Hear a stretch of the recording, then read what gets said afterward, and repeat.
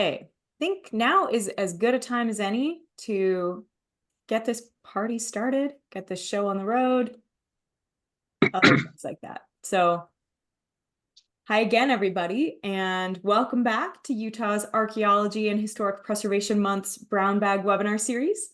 I'm Elizabeth Hora. I'm public archaeologist at the Utah State Historic Preservation Office.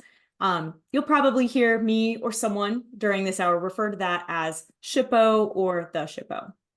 So every May, the Utah SHPO hosts this weekly brown bag lecture series, and we feature researchers working in Utah historic preservation and Utah archaeology, and we ask them to present their work to you.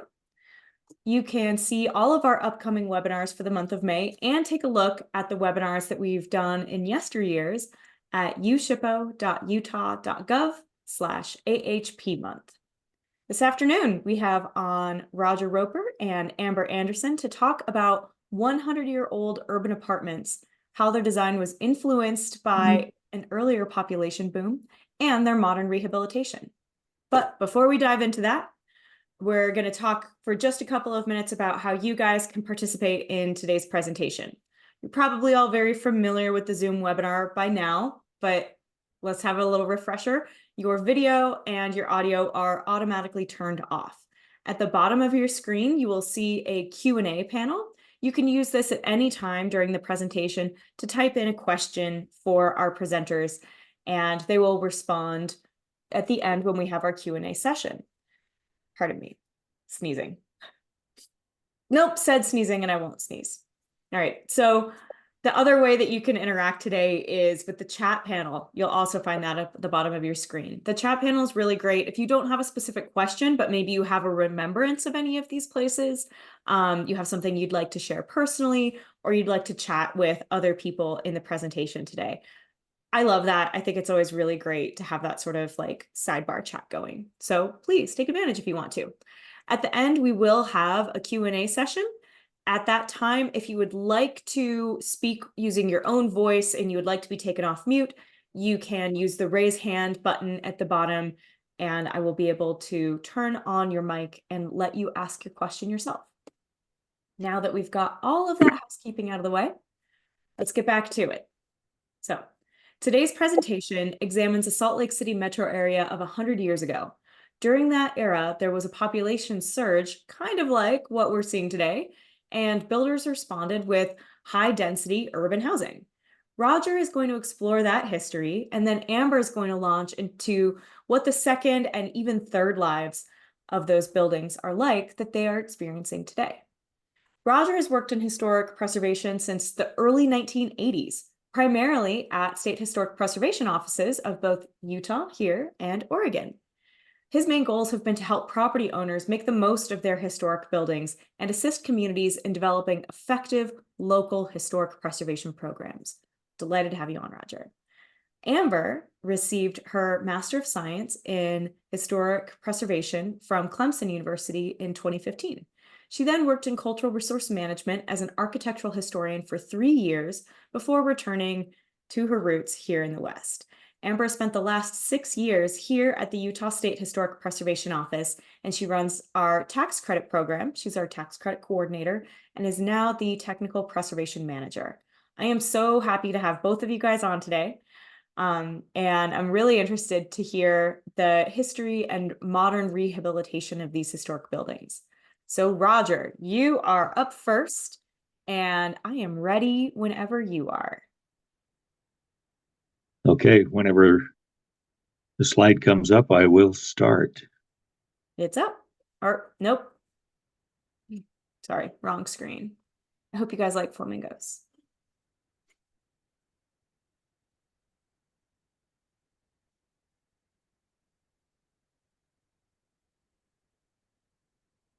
Here we go. Whenever you're ready. Okay. This is a topic that I care about a lot. I've had a lot of enjoyment doing research on these buildings. And just to put it in a little perspective, there are these, and I'm just talking about Salt Lake City apartments right now, but at this period, nationally, there were a lot of apartments being built, and even within the state. there were some. And so we have some in Ogden, maybe a dozen buildings that were constructed in Ogden, and then a handful in, say, Provo, Logan, and one in Cedar City. But in Salt Lake City, there were over 180 of these buildings constructed. And so it felt like a very important type of architecture to look at and to understand all the social history aspects behind it. So next slide.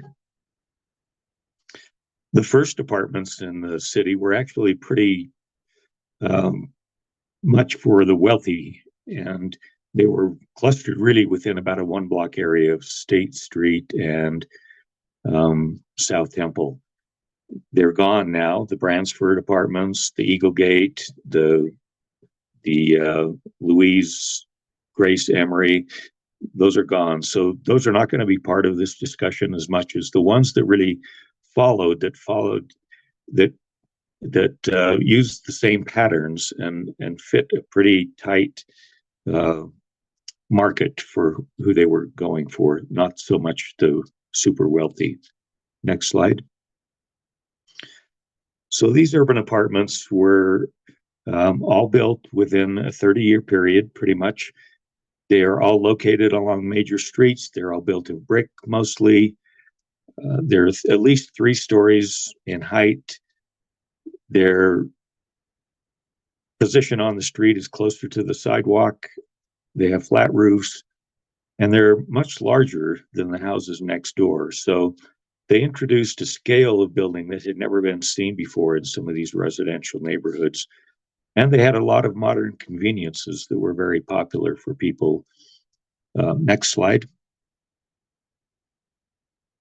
So you can see in this advertisement or this photo, they were really promoting these modern conveniences, the gas or electric stoves, the refrigerators, all these things that were coming onto the market that were not available to a lot of the older homes. And so it was very convenient to move into an apartment and not have to have coal to heat or your house or cook. And so this was part of the marketing here, was that this was a new type of urban living that had modern features that you probably couldn't afford if you were just building a house. Next slide. And the efficiency was an important thing in these apartments. They were, of course, smaller than most houses, and so you had to have more, double duty rooms and less stuff, actually. So here on the top slide, you see a nice sitting room by day, and then in the evening, you could pull your bed out and use it as a bedroom, and then in the morning you slide it back in out of the way. So that was a big part of what they called efficiency apartments at the time. Next slide. So there are 2 basic types of apartment buildings that, once I really looked at them all and sorted it out, it's what I call the walk-up apartments, and these were the earliest ones. And you see the photo there and the schematic drawing on the right, where they had front porches, rear service porches, rear stairway, and they were really what I call the stacked duplex module, where you had 2 units on each floor. You had a central stairway at the front. And the one thing about them, too, is they mimicked what houses were like at the time, with the front porch, the rear service porch, but also 3 walls had windows and ventilation. So you got a lot of the same feel in these apartments as a normal house. Next slide. And what the builders started to do, if they had enough property, they would link some of these together. So you could have 2 of them put together, 2 of these modules, and then another couple that go around the corner. And so it was a pretty versatile building type that could be modified to suit the size of the land that you had. Next slide. In fact, you could do something like this with the Hillcrest apartments on First Avenue. They laid them out in a courtyard arrangement, and I put in the yellow lines there to define the modules that you could see. It's almost like Legos. You could stack up your Legos in a in an arrangement like this kind of rectilinear serpentine arrangement here. And so even though you look at this building and you think, well, this is a courtyard type of apartment building, really its DNA is really back with the walk-up apartment module that was the first form. Okay, next slide. And even if you had a small courtyard, such as this building, the Ivanhoe Apartments, this consists of 3 modules, one at the back and one on either side. And I popped in the historic photo there just to show these guys trying to lift a piano up into one of the upper floors. And that's an indicator as well, something I'll talk about later, that if you're having a piano lifted into your apartment, you are not a low-income person. This is a residence that you really care about, and you want to be kind of a long-term residence for you. So anyway, next slide. And the same module carried forward into different styles of architecture. So the ones we've seen so far were more of a classical or neoclassical in terms of their architectural features. These are Prairie School examples. The one on the top is a more rudimentary one. The one on the bottom was architect designed. I think this was the architectural firm of Ware and Treganza, but still the same basic module applies, even though you may have a roof garden on top of it and some very high-end architectural features. The same module was used. Okay, next slide. Then we shift later on into the 19-teens and 20s especially to what's called the double-loaded corridor. And that's very much what the schematic floor plan shows there. You have a central hallway with apartment units on either side. These buildings were much deeper into the block. And so it was, for developers, you could get a lot more units and a lot more income from this kind of arrangement. But what happens is that you lose that home-like appearance and functionality. You no longer have a front porch. You don't have a rear service porch. You oftentimes only have one wall with windows to provide light and ventilation. So there was very little cross ventilation that went on. But these became the dominant type during that era. Okay, next slide. But there was a transition period. So this building, if you look at the front, it has the porches like the walk-up apartments did, but it's much deeper. And if you peeked in the front door, you would see there's a central hall that goes all the way through the building. So this represents that transition maybe from the 2 types. And you see the bay windows along the side that brought in more light to the units. And so, yeah, this represents kind of a transitional building type. Let's go to the next slide.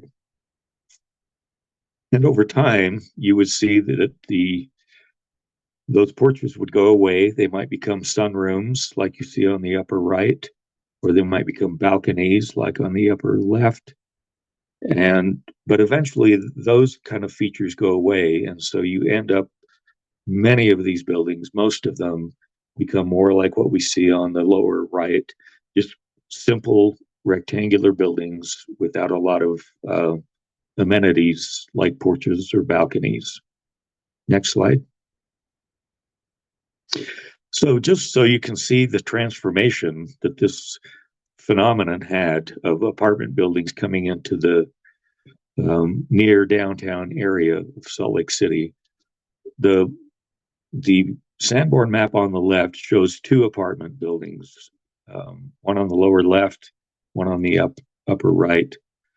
Within 5 years, though, five more apartments were added, and it went from not just seven buildings, but 223 units versus 36 units. So it really transformed. And this block is in on 3rd East and 1st South, so just east of downtown, and that's where the vast majority of the apartments were built. So if you were living in the little house on the lower left-hand corner and you'd raised your family there and everything else, within 5 years, the whole neighborhood would have changed and you would have had several hundred new people living on your block. And I'm sure it was a bit of a shock to people to go through that kind of transformation. Okay, next slide. And then there are variations. This building on F Street and First Avenue, this apartment building is a double-loaded corridor, but it's taller, 6 stories in height, so it would have had an elevator, and it had an attached garage to it as well. Next slide. And this graph here shows the types of buildings that were built over time. So we have 1902 on the left, 1931 on the right, and the dark blue are the walk-up apartment types, which were dominant during up until World War I. And then thereafter, it's almost entirely the double-loaded corridor type. So if you drive around Salt Lake City and you see buildings, hopefully you can identify the time period they may have been built in just by looking at them that way. But yeah, the double-loaded corridor becomes the one that really dominates the landscape in the 20s.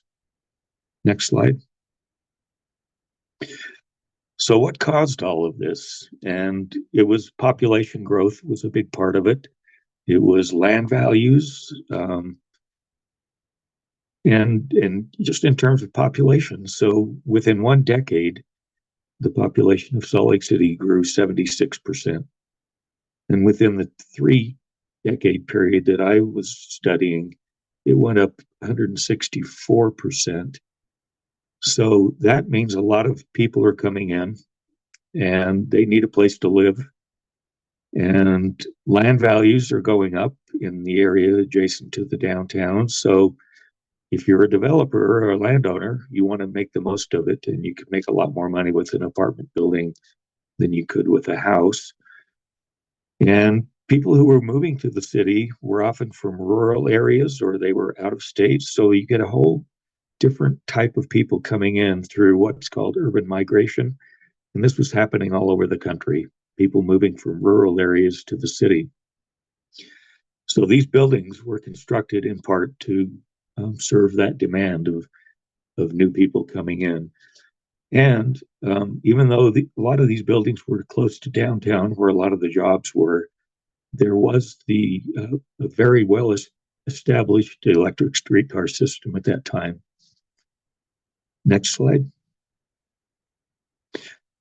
So most of these apartments were built in the east central neighborhoods, that is east of the downtown area, into the avenues a little bit, and then a few in other areas. But the most heavy concentration of them were in the east area. And if you were had an apartment building on South Temple or in the avenues, those were tended to be a little nicer apartment buildings.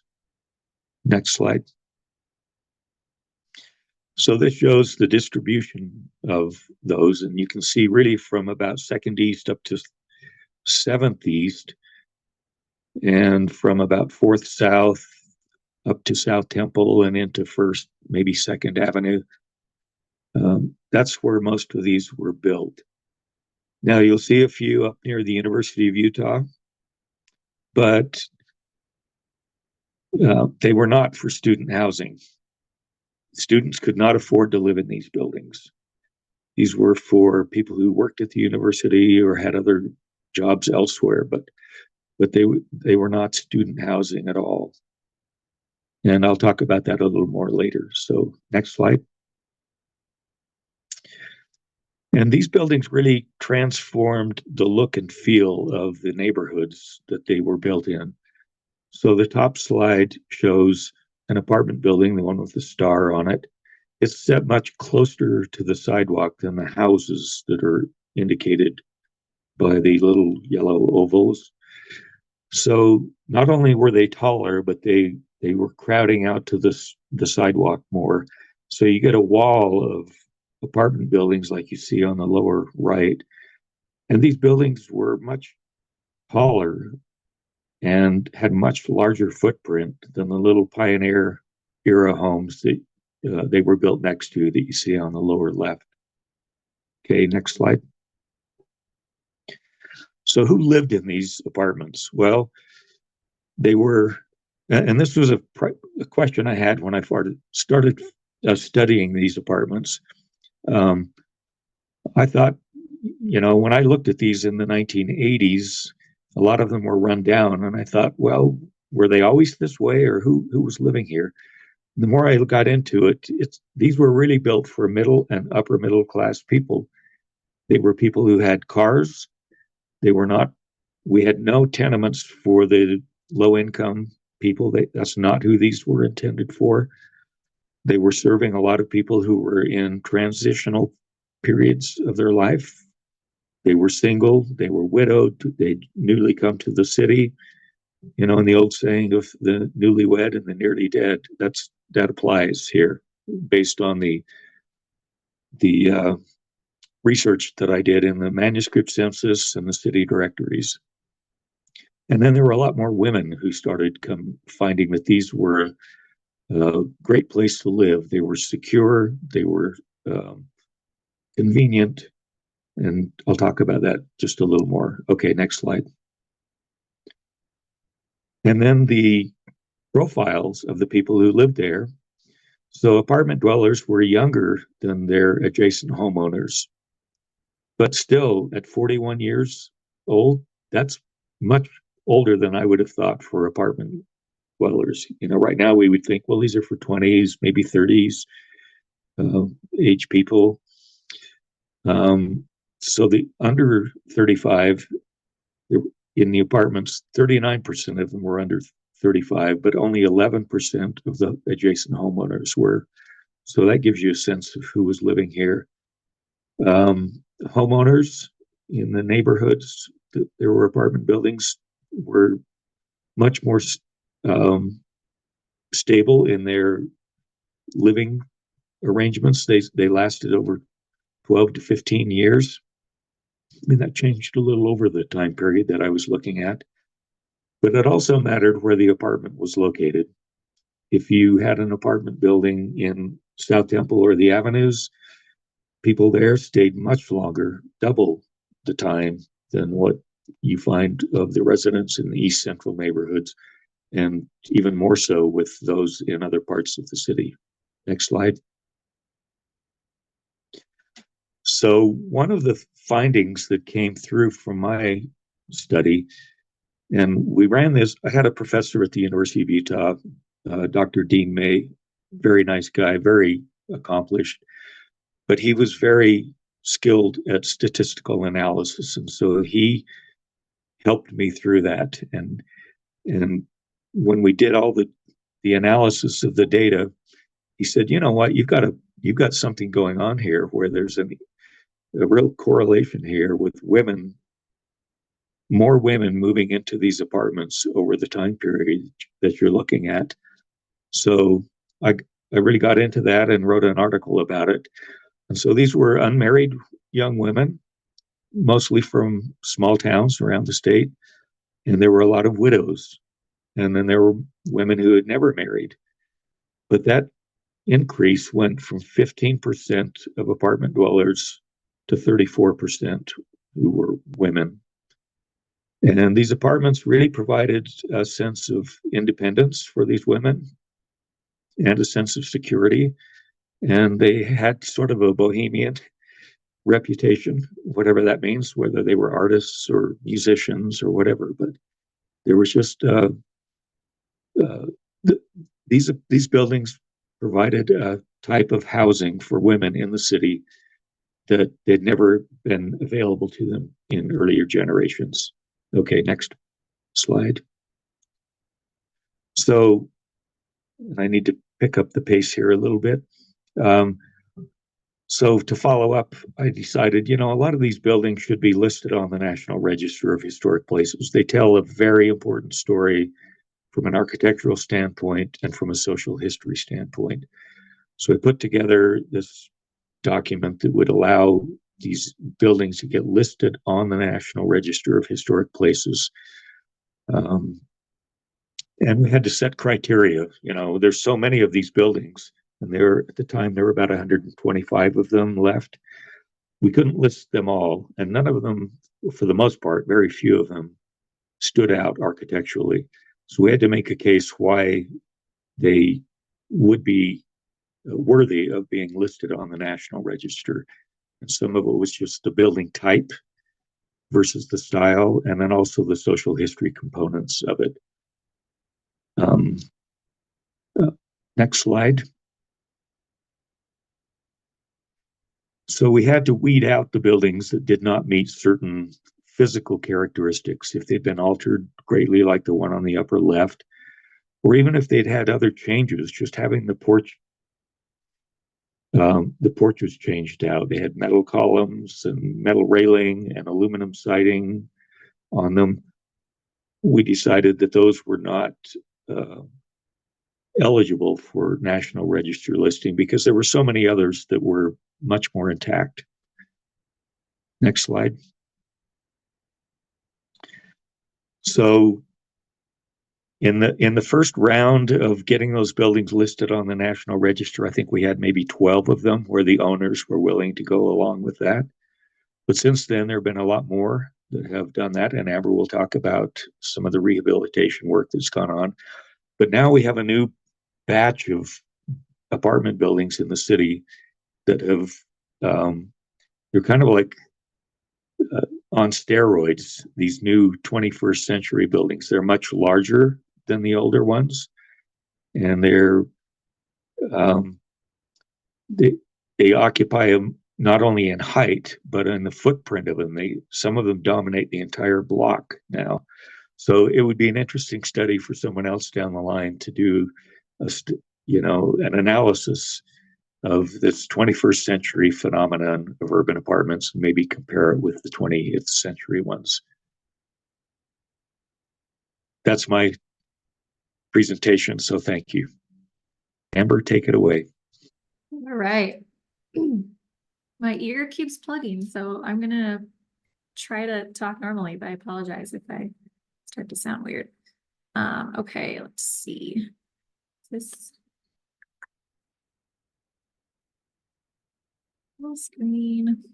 Okay, I assume we're good to go unless somebody tells me otherwise. I can see it. Good to go. Okay. All right. Hi, everybody. I'm Amber Anderson. As Elizabeth said, I oversee our historic rehabilitation tax credit programs here in Utah for the State Historic Preservation Office. And so I've had a firsthand glimpse. That's a word. Glimpse at some of the rehabilitation projects that Roger alluded to of these historic urban apartments. And so first, I'm going to talk a little bit about the financial incentives that allow these rehabilitation projects, and then we'll look more specifically at the tax credits, and then we'll do some case studies of with lots of before and after photos, which are, I know those are the more popular thing to think about or look at. So historic tax credits are the big one, and we'll look at that. Low income housing tax credits have actually played a pretty big role in some of these rehabilitations as well. And we'll look at a specific example of that. There's a 4% credit and a 9% credit, and I don't entirely understand how that all works, but I know that they've been used to both preserve low-income housing and create new low-income housing in these historic apartments. So that's a big source of funding that's possible. Solar energy credits, those have definitely been used as well. When we're looking at historic rehabilitation projects, we want to be really careful about how we install solar so that it's essentially not visible from any of the public right-of-ways. But these apartment types that Roger explained actually had a good, most of the time they were a pretty good fit for solar, depending on the angle of the solar panels, because they have flat roofs and parapets. As long as a parapet is tall enough, you can usually hide solar up there pretty well. So that can sometimes be a good source of financing for these rehab projects. There's also loans and grants. I haven't really seen grants used on these projects, but it's always worth looking into. And then low interest loans. In one of our projects, I know the RDA, the Salt Lake City RDA, provided a loan. Preservation Utah has a low interest loan program that I think they're maybe currently accepting applications. Robin, I think, can correct me if not, sorry. And then there's other programs like C-PACE, C-PACE, all capitalized. They do low interest loans for certain types of work like seismic upgrades and things that you can tie to energy efficiency. This is not an all-inclusive list. I'm sure there is lots of other ways to financially incentivize these rehabilitation projects, but these are the ones I've seen most recently associated with historic urban rehab projects. So we'll do an overview of the historic tax credit programs first. So there are 2 historic tax credit programs available in the state of Utah, a state program for residential properties and a federal program for income producing properties. So historic apartments are actually a perfect way to use both the state and the federal because you have residential rental. So that's residential and it's income producing. And honestly, most of our federal tax credit projects are apartments, whether it's creating an apartment out of something that wasn't before, or more commonly taking these historic urban apartments and refreshing them, getting them up to code, making them livable in our 21st century standards. So both programs provide a credit, not a deduction. I won't get too deep into this, but a credit is better. It's a dollar for dollar reduction of somebody's annual tax liability.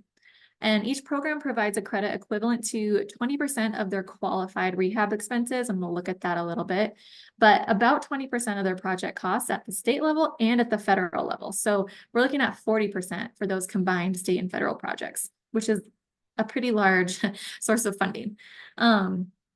And then all the buildings have to be listed on the National Register of Historic Places in order to participate in these programs. So the document that Roger created back in the 80s, that multiple property nomination, has actually made listing multiple of these apartments that weren't listed originally. It's made listing them easier so that people could take advantage of these tax credit programs. I think 2 of the 3 case studies we'll look at, those buildings were listed on the National Register using the multiple property that Roger did in order to get tax credits for a rehab, whereas the other one was in a historic district, which is all the other possibility. It can be an individual listing or it can be a contributing property in a listed historic district. And this doesn't have to be officially listed at the beginning of a tax credit project, but it does need to be listed within a few years of finishing the project. So it's always smart to make sure before going too far down any rabbit holes that the building's going to be eligible for listing in the first place. And then all of the work being done to a property, both inside, outside, and anywhere on the historic property boundary within ownership, the current ownership, has to follow the Secretary of the Interior standards for rehabilitation. I'm not going to deep dive on those today, but essentially the standards help us identify, okay, what are the historic character defining features of this specific property, not of the property down the street or across the street or in a different town, but of this property. What is important? What made it unique? And then we try to preserve those as best as possible while still allowing for modern conveniences and upgrades within a certain range. So I mentioned that the credits are equivalent to about 20% of your costs. They're 20% of your qualified expenses, which is most of the costs associated with the rehab. But there's some, such as in the right-hand column, that are not. So the purchase price of the property, you don't get credit for. Building an addition, site work and landscaping with some exceptions. So like sewer pipes are typically considered an eligible expense, even though that's site work, but they're very integral to the functioning of the historic building. So that provides an exception.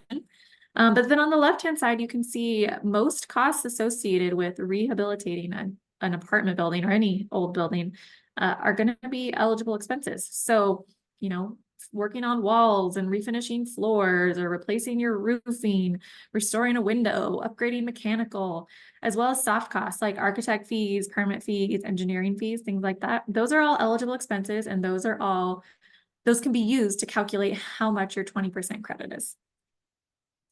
And then I'll briefly go over the state and federal programs, the nuances between the two. So of course, the state is for residential. This can be owner occupied. This could be a house. We're going to look more at apartments, such as in the upper floor of the example along the bottom, but it can be owner occupied houses. And that's actually where we get most of our state applications from, but that's an aside. So you have to be spending a minimum of $10,000, which is very easy if you own property or a building, especially an old one. You have up to 3 years to spend that $10,000. And then we only like to have one application open at any given time, which may have a variety of different work items within it. But there's no limit to the number of applications, subsequent applications that can occur following that first one. At least currently, that's how the law is written. And I mentioned that the work during the project has to follow those Secretary of the Interior standards for rehabilitation. It also has to follow it for 3 years after the project. And then, so a tax credit, these programs provide a credit that's considered non-refundable, which doesn't mean that the benefit doesn't come via a tax refund. It usually does. But it means that you can only claim up to your annual tax liability in any given year, which if you have a credit that's larger than your annual tax liability at the state level, you can still carry that unused credit forward for 5 years to hopefully make best use of the credit earned. So the federal program, like I said, income producing buildings, that might be residential rental, it might be commercial, it might be restaurant, event space, offices, anything that produces an income and essentially has a tax liability. So in order to qualify for this program, it's usually a much larger spending requirement, and it's based on a calculation that I'll get into on the next slide. But the goal with this is that it's for substantial rehabilitation projects rather than just kind of ongoing maintenance. And then the federal credit explicitly states that you have to own the property in order to apply, and you have to own it for 5 years after the project.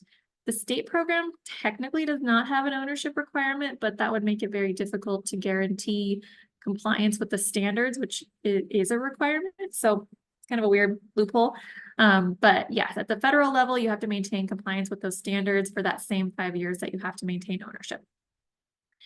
Prior to 2017, the tax reform in 2017, the federal credit was claimable all in the first year if you had a large enough tax liability. That changed in 2017. It has to be spread out over a minimum of 5 years, but can be rolled forward for an additional 16 after that. So real quick, the spending requirement calculation for the federal program, you have to be respending the building's adjusted basis. So this is the calculation. If it's a recent or brand new purchase, it's just A minus B, purchase price of the property minus the value of the land. But as you can imagine, that in most places in Utah, that's probably going to be a rather large sum. It's definitely going to be more than $10,000. In the Salt Lake Valley, it's going to be a minimum of a couple $100,000, and then just up from there. So it is a much larger project that we see with the federal program. A recap of the differences between the two programs. Our office administers the state program. We work as a liaison with the National Park Service for the federal program, but they have the final say on determinations. This is a quick just explanation of the application process. If you know of anybody who's interested in these programs, I would encourage them just to reach out to me before touching the building or before deciding to apply even, and my contact information will be at the end. But if I have an initial conversation with somebody, I can make sure the building is listed on the National Register or eligible for the National Register. We can make sure the use is appropriate for which or both programs. We can have an initial conversation about the work that's planned and make sure it's within the realm of possibility. I've definitely had conversations with people who wanted to pursue tax credits and were all ready to submit an application. And we had that initial chat, and it turned out that none of the work that they were doing was even within the realm of approvable. And so we were able to save each other a lot of time and heartache by saying, okay, this isn't a good fit. So that doesn't happen super often, but I'd rather have that chat early and save everybody some headaches. So if for some reason somebody does not want to have that chat or just doesn't have that chat beforehand, I would still strongly recommend thoroughly documenting a building before touching it. Because if we get an application where a project is halfway done and we don't have sufficient before photographs, it's really hard to know if what has been done so far meets the required preservation standards. So documentation is very important, but ideally you have an approved before application before touching the building, because that is the only safe way to proceed with work. Applications have been denied before where somebody comes in halfway through and they've already done something that can't be undone and there's no going back. So apply beforehand, ideally. And then the application is essentially before and an after. The federal is a little more complicated with an extra part 1, 2, and 3, depending on the circumstances. The state is essentially just a before and an after, but that before application is really important. It's where you do the documentation of the existing conditions of the building and where you propose the work in sufficient detail so that we can review it and make sure you're headed in the right direction. And as for review times, I legally have 30 days when I receive a state tax credit application. I try to turn them around within a week. It depends on my workload. Sometimes it's faster, sometimes it's, a week or two, just depending. But I try to get those, at least the state applications, which are usually a little simpler projects, I try to get those turned around really quickly. The federal application, I also have 30 days, and the National Park Service then has a 30 days after that. Same thing, I try to get them turned around quickly. The National Park Service always takes all 30 days. They usually take more than 30 days. So something important to keep in mind if someone's interested in pursuing these programs. Okay, so now on to the case studies. This is a block that Roger showed with the historic Sanborn map to show that evolution of these apartment buildings being built. But these are projects just within that small couple block area that I've seen these are buildings that I've seen rehabilitated with the historic tax credits just while I've been in this position. There's other historic apartments outside of this image that have been rehabilitated, and there's also other buildings in this image that were rehabilitated prior to me being in this job that I just didn't circle. So there's a large concentration in this east of downtown area where we see these more likely to happen because there's a lot more buildings. And then I've been pestering the real estate agent and prospective buyers for this grouping of buildings in yellow. So hopefully we'll get those someday too.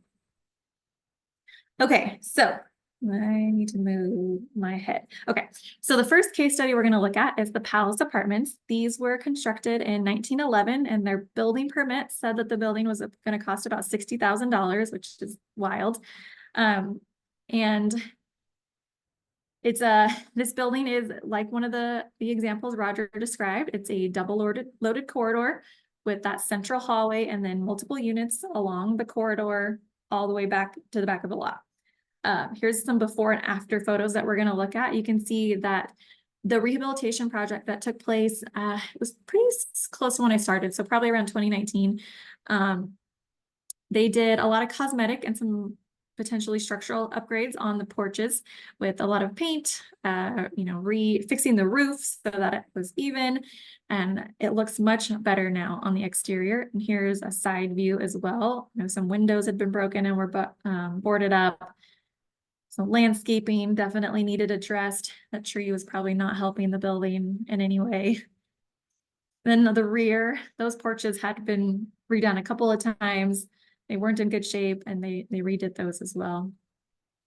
In the interior, I think the interior of this building is probably one of my favorite projects. It's just beautiful. The features that they started with that were in bad shape, and then the work that they did, it just looks so nice. So in the before photo on the left-hand side, you see this is where you come into the front door, and then there's steps that go up to the corridor. This is right inside the front door, but you see these little openings in the stairs that are kind of broken. There's no glass or anything. They're not in great shape. But then with the two after photographs, you can see that they did a really nice job in refinishing these, putting the glass back in. And now the corridor on the lower level in that half basement, has lighting, right? Roger talked about how these deeper apartment buildings, these double-ordered corridors, struggled with lighting and ventilation. So there's a number of features that we're going to see in these photos that try to ameliorate those limitations. And then I also wanted to point out, it's not a great photo. I don't have a good photo. The mailboxes in that center photo in the upper left-hand side, they kept the original mailboxes too, and they're still in use. So that's pretty cool. Here's a similar area just at the top of the stairs looking down. You can see the finishes were just kind of degraded. The mailboxes were a little rusty. I think the flooring, yeah, the flooring was there. They kept the original flooring, the tile flooring in that very first part of the vestibule, but just got everything looking really nice, refinished, all the woodwork, you know, fixed the handrail, installed some lighting, and it just looks great.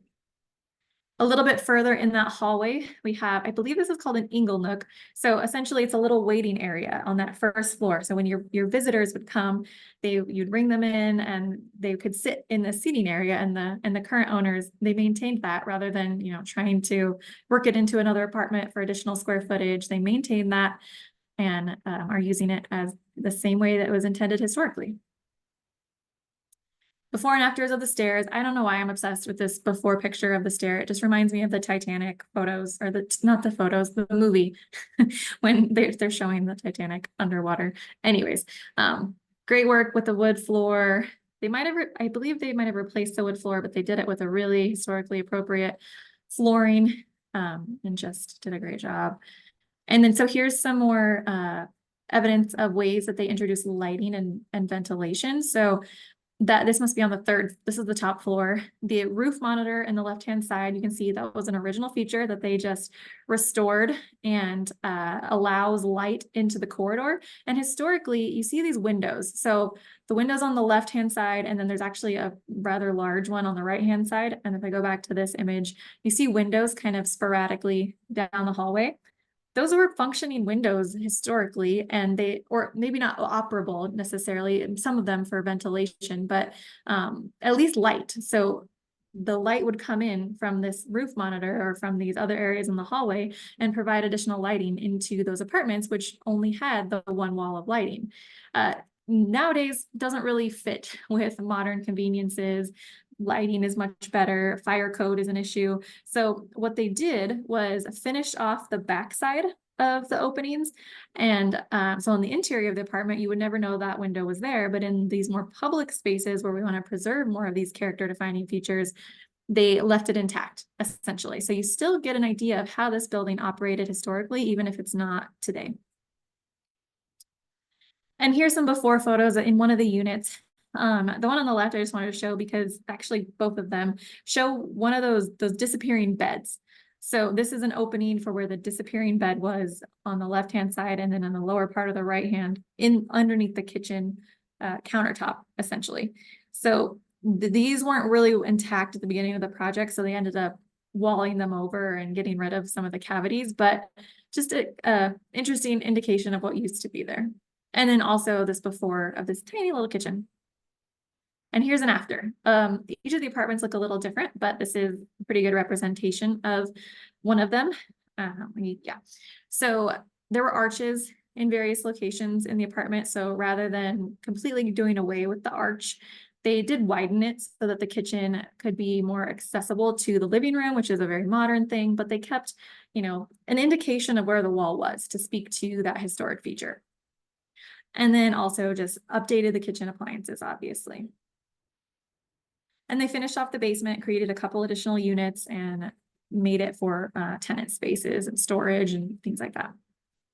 So the numbers for this project, this is what they provided, so it may not be 100% accurate. I didn't track down their tax return, but the estimated rehab costs were about $4 million. With their qualified expenses, what you can use to calculate the credit, were about $3.8 million. So their combined state and federal tax credits would have been about $1.5 million.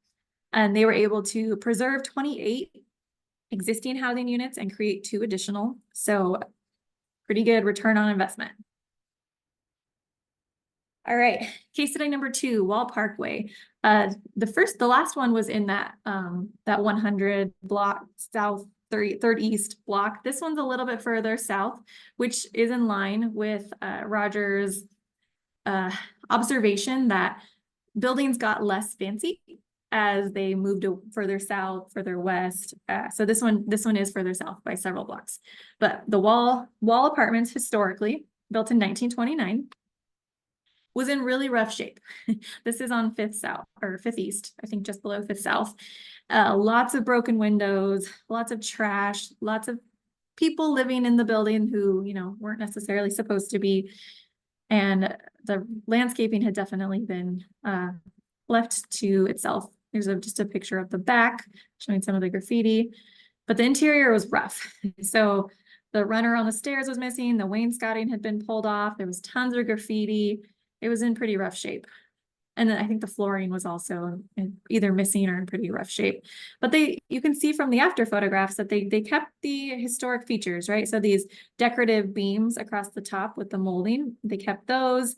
They obviously kept the stairs, the windows, the doorways, whatever they could, they kept. But this one did need a lot. So there wasn't a lot of character defining features that were able to be maintained in this one. Because there weren't a lot of historic finishes left, they did have a little more leeway in the finishes they did in the hallways. So I was actually a little surprised the Park Service was fine with this one, but they were. So it's just paint mostly, and then a more modern tile, which the Park Service was fine with. Before and after of an apartment. So again, they maintained the arch, but just opened it more to more accommodate how we use kitchens and living rooms today. They maintained the closet on the left-hand side of the left-hand photo. This is like a mirror image, essentially. And they put the washer and dryer in there. You can see they installed a mini split system. And here's just a couple more features. So the ductwork where they installed the mini split systems, they tried to hide as best as possible. It wasn't always possible, but here it's in a bedroom versus, you know, in the corridor. And then on the right-hand side, we have a remnant of an ironing board nook, which there were some interesting features like that in a lot of these buildings where there was a built-in ironing board with a little, you know, a nook where it was held. Same with phone nooks, little ledges with arched openings just into the wall, and that's where the phone would be. So they were able to keep some of these features in this rehabilitation. So these are the numbers for this building. Definitely a little smaller than the last one. About 1.8 expenses, 1.7 qualified expenses, so almost 700,000 in combined tax credits, and they were able to maintain 16 apartments with this one. All right, our last case study, the Jackson Apartments. Historically, it was 2 separate buildings, the Fillmore and the Uinta. And then in the 40s, they got renamed into the Jacksons, like as a pair. And then in the 70s or 80s, a more modern building was built in between to connect the two. So now they're just the Jackson Apartments. But these 2 original buildings were built in 1917. Again, double-loaded corridor. I think all these are double-loaded corridors. And the work on this one wasn't, with an exception that I'll get to, the work wasn't dramatically different, right? They repainted, the windows had already been replaced with vinyl, so they replaced them with a slightly better product, but pretty similar. They did a lot of, you can see they got rid of some of the window air conditioning units by installing an HVAC mini split system, but not a ton of changes. You know, they replaced the floor that had already been replaced. Kitchen cabinets upgraded, you know, hallway finishes upgraded. Nothing dramatic until you realize that this project was happening in March 2020. So this is these are the before photographs of the courtyard in the back between that behind that modern 70s, 80s connector. And this is March, what was it, 18th, 2020. Not good. This building is further west. It's on the corner of, I want to say 200 East and 200 South. So it got a little bit more seismic activity than the east side. And that chimney was not safe. The parapets crumbled into the courtyard right by that exit that the people were walking in and out of. Our office actually took, we might have taken the photo on the left. If not, we took one similar right after the earthquake. And there were people still walking in and out of the building before they had realized what had happened. So we had to kind of scramble, work with the National Park Service to get a plan going forward. They were already approved to shorten this chimney because it's in this rear space. It's not really visible anywhere else. So it wasn't considered a character defining feature. So they were able to just get rid of the chimney, repair the parapets, and this is the after. You can also see they did these more like these seismic ties. So these plates have a metal rod that spans the width of the building, and then it holds the building together essentially during a seismic event. So quite a disruptive process that they had to go through, but they ended up with a great result. And I just included the stats that the owner or the developer provided. We had a webinar a few years back where Greg Gossard, who was the developer on this project, he presented, and just these are his numbers. So I figured I'd just throw them in. But you can see here, low-income housing, they preserved 80 existing low-income housing units, which is amazing. And were able to secure the 4% credit for $8 million of their capital stack, about 1.7 federal and 1.7 million state, 1.7 million state and federal each historic tax credits. And then they had that RDA loan and some other funding sources. So this was a really nice project that it got a lot of attention from Salt Lake City. I think the mayor was at the ribbon cutting for the opening, the grand opening, and just another great example of these historic apartments that can be reused. And then lastly, here are some resources for anybody interested in further reading about historic tax credits. The standards themselves are in the first link, those preservation standards. Preservation by topic, the second link, is my favorite to share with anybody and everybody who will listen, because it is an alphabetized list of guidance on any question you could possibly have regarding the physical work that needs to be done to a building. So for example, if you go to this link, go to M, go down to masonry, there's like 20 PDFs about all the things that you need to know about masonry. So it's a great resource. And then just the two websites for the tax credit programs. And lastly, here is my contact information, and I am happy to answer any questions if anybody has them. Thanks so much, Amber and Roger. Thank you. Guys, that was beautiful. I love seeing all of those photos, and I know a lot of people in the chat too said that they really appreciated, especially those historic photos and then the before and afters. We do have one comment. It's from Robin Taylor Granada. She mentions that that Preservation Utah's revolving loan fund program is currently open for applications. I've left that as an open question in case anyone here needs that. So that can be found in the Q&A.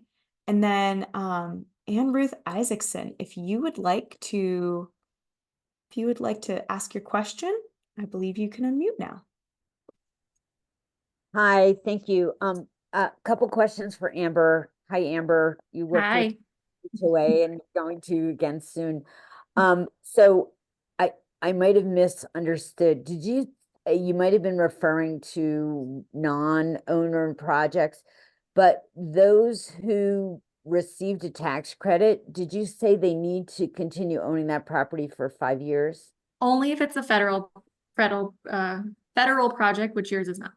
Okay, good. And then the other question I had that, and I'm wondering if Roger could help with it too, is when we have like a major issue that we need to fix, a structural problem, etc., how can we get partnership so that Salt Lake City doesn't require us to make major architectural changes to our historic buildings? I can probably answer that. Roger, feel free to jump in, but I can start.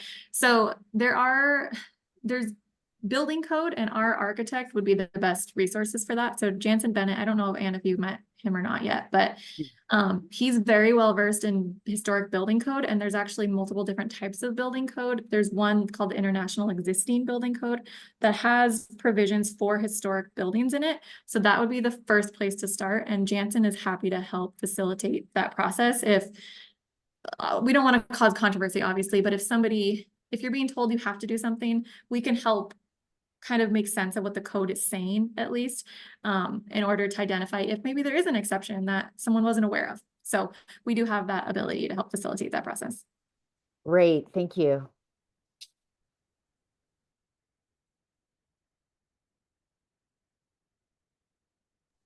Pardon, I was on mute. So Roger, there's a question in the Q&A for you. How would you compare the growth today to growth then? It seems like there is a through line in that density. What was the last part of that? This person mentions that there's a through line in terms of density, that storyline. How would you compare growth from 100 years ago to growth today is essentially the question. Well, yeah, it's very similar, I would say. I don't know in terms of numbers or the percentage of population growth, but I lived downtown for 4 years and I just saw so much growth in new apartment buildings and condominiums being built down there. I just felt like this is beyond what had happened a century ago. And so that's my take on it. And yeah, again, I think it would be a great research project for a budding young architectural historian. So I agree. I think it's very cool how even if history is not repeating itself, it's definitely rhyming in this case, right? It's very cool. yeah. We'll take one more question that just popped in, and then I know that we're a little bit over time, so I want to be respectful of everyone's time. And we've got this one from Ryan McGrath. Was the simplification of building styles due to cost-cutting measures or a shift to a more minimalistic style? Great question.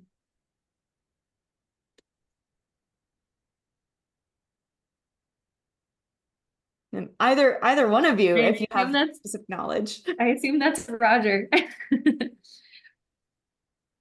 So is that in terms of current buildings, or I guess I just want a little more clarification on what the question. Yeah, so the earlier style buildings that had those front porches that had more windows for lights, that seems like it might be a more expensive style rather than, the later ones that were a little bit more stripped down and maybe housing more people. And so I think what Ryan is getting at is this cost-cutting measures where people building less expensive houses or less expensive apartments, or is this a stylistic choice? Do we see that also reflected in other types of housing, perhaps? Yeah, well, I would say it was cost cutting more than for aesthetic purposes or even functional purposes. That those early apartments, those walk-up apartments that had the front porches, and if you go up North Main Street and you see the Kensington apartments for the Hillcrest apartments, they've held up very well. They're very desirable places. The other ones are less so, where you have only one wall of windows. So I think it was all about cost, and it was all about profit for the developers more than thinking about the livability of it for the tenants. I mean, I think it does apply though to other building, like similar things were happening that affected style, right? Like other buildings started to be simpler and more pared down and more commonly, I feel like after this period, during and after this period. So I think it's both, probably too. Yeah, One plays on the other. that makes sense. Yeah, and again, like what a great presentation you guys pulled together. That was so cool seeing the history of it, and then Amber, just absolutely beautiful seeing what people are able to do in modern times to keep these buildings alive and still having pretty much the same use, which is amazing. So thank you both. And for those of you who are still on here this afternoon, we do have even more events coming up. So I believe we have 4 more brown bags, including next week on May 15th, we have a double feature. So at noon, we will be talking to Matt Stern, who is a photojournalist. He does a lot with photographing archaeological sites here in Utah and around the world.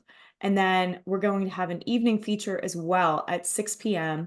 Jason Chupka of Woods Canyon will be joining us to talk about the Great Sage Plain. And if you love southeastern Utah, if you love ancestral Puebloan archaeology, and you've never heard of the Great Sage Plain before, you will definitely want to join us for that. So that information can be found at ushippo.utah.gov/AHP month. Maybe just where you found this one too. So thank you guys again. This was really incredible. Appreciate it. And Roger, thank you for putting links to some of your references in the Q&A. We definitely appreciate that. And we appreciate your guys' time this afternoon. Thank you once again. Thank you.